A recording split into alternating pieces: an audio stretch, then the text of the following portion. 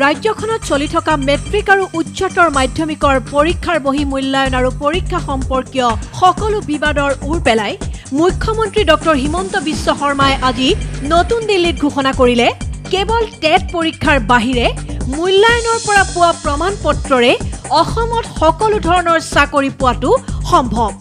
সব চাকৰি পাব, ৰেলত চাকৰি পাব, APSCত চাকৰি পাব, ইঞ্জিনিয়াৰ হ'ব পাৰিব, সব পাব।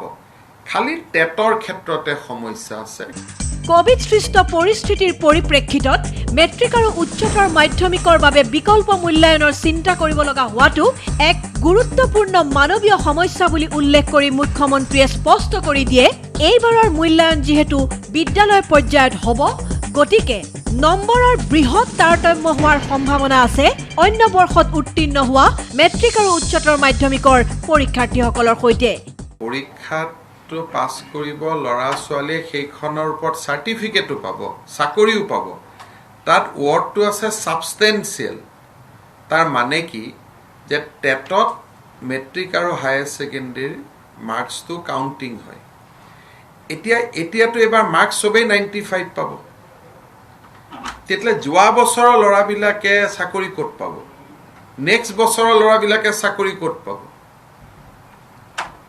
এই ঘটনাটো এনেকৈ যিটো মই দেখিছোঁ যে পেপাৰ বা যি ধৰণে এটা টুলুঙা কৰি কৈ দিয়া হৈছে, এইটো টুলুঙা নহয়, এইটো বহুত ডাঙৰ মানৱীয় সমস্যা। এই ল'ৰা ছোৱালীবিলাকে যেতিয়া 90 পাব, 95 পাব, স্কুলত মাৰ্কছ দিব। আৰু আপোনালোকে জানে বাঘ বৰজনীয়া এইবিলাক জেগাততো 100 মাৰ্কছ দি দিব। যেতিয়া মাৰ্কছ দি দিব, আমি কণ্ট্ৰল কৰিব কৈছোঁ, মাৰ্কছটোতো পূৰা ঢালিব। যেতিয়া মাৰ্কছ দিয়াৰ পিছত অহাকালি যেতিয়া টেটৰ পৰীক্ষা হ'ব, টেটৰ মাৰ্কছ মেট্ৰিকৰ মাৰ্কছৰ ওপৰত চাকৰি হয়। অহাকালি যিবিলাকে মেট্ৰিক পাছ কৰিব, সিহঁতিতো জীৱনত এই বেটছটোৰ লগত কম্পিট কৰিব নোৱাৰে। বা অলৰেডি যিবিলাক ল'ৰা 40 বছৰ বয়সত আছে, 39 বছৰ বয়সত আছে, তেওঁলোকে এই বেটছটোৰ লগততো মাৰ্কছ কেতিয়াও পাব নোৱাৰে। তাৰমানে অহা 10 বছৰলৈকে অসমত চাকৰি অকল এইটো বেটছেই পাই থাকিব টেটত। গতিকে আমিতো এইটো এটা মানে ইমান এটা চিৰিয়াছ কথা, যিটো মই কৈছোঁ যে আমি আলোচনা কৰিম। এইটো এটা চিৰিয়াছ সামাজিক সমস্যা, তাৰ উত্তৰ এটা উলিয়াব লাগিব।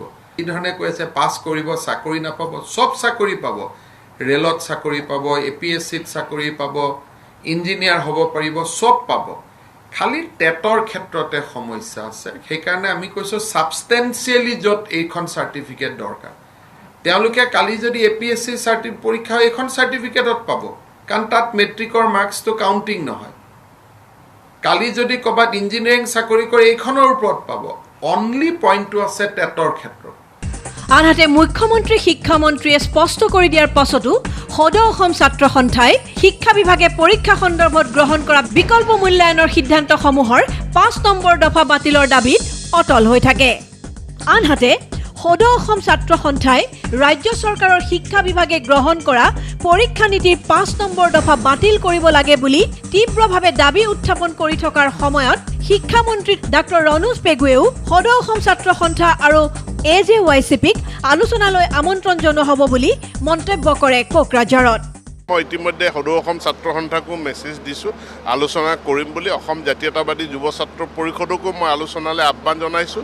আৰু আজি মই ইয়াতে নিখিল বড়ো ছাত্ৰ সন্থাৰ লগত আলোচনাত বহিম।